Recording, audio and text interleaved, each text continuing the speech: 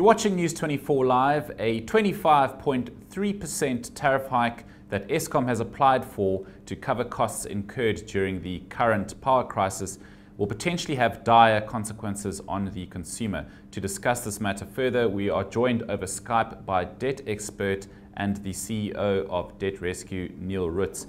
Good morning, Neil. Thanks very much for joining us. First of all, NERSA, the National Energy Regulator, who is currently sitting with this application, what is standing in the way of it being approved, and when can we expect it to be approved if it is approved?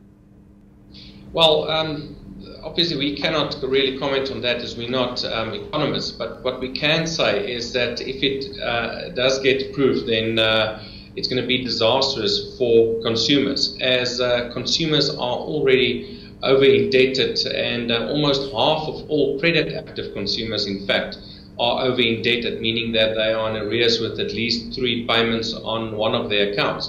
So this tariff hike would be devastating.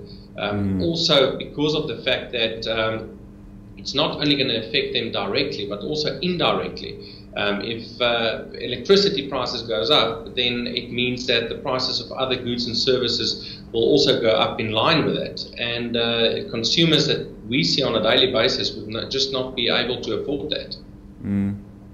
Neil, this 25.3% hike, what exactly is it made up of? What is the breakdown of that? I mean, what costs are Eskom hoping to cover with that figure? Like I said, unfortunately, I cannot comment on that. We're not economists. We deal with the consumers and how this price hike will affect consumers. And, like I said, it will be devastating consumers, as, the current total debt of consumers currently are standing at almost 1.5 trillion rand, and 75% of the income of consumers, the average consumer, is spent on creditors, and therefore we feel that this increase will obviously not be affordable to the consumers.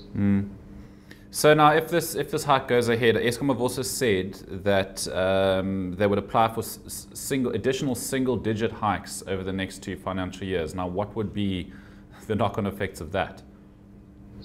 Well, the effect would just make matters, is that it will make matters worse, because there's no breathing space for consumers out there, and like I said, a lot of consumers find themselves on the knife's edge and almost becoming over-indebted, and all these price hikes adds up. Although it's single figure hikes, it will all add up, and at the end of the day cause a lot of consumers to become over-indebted. We've got the fastest middle class or growing middle class in the world, and which is a good thing.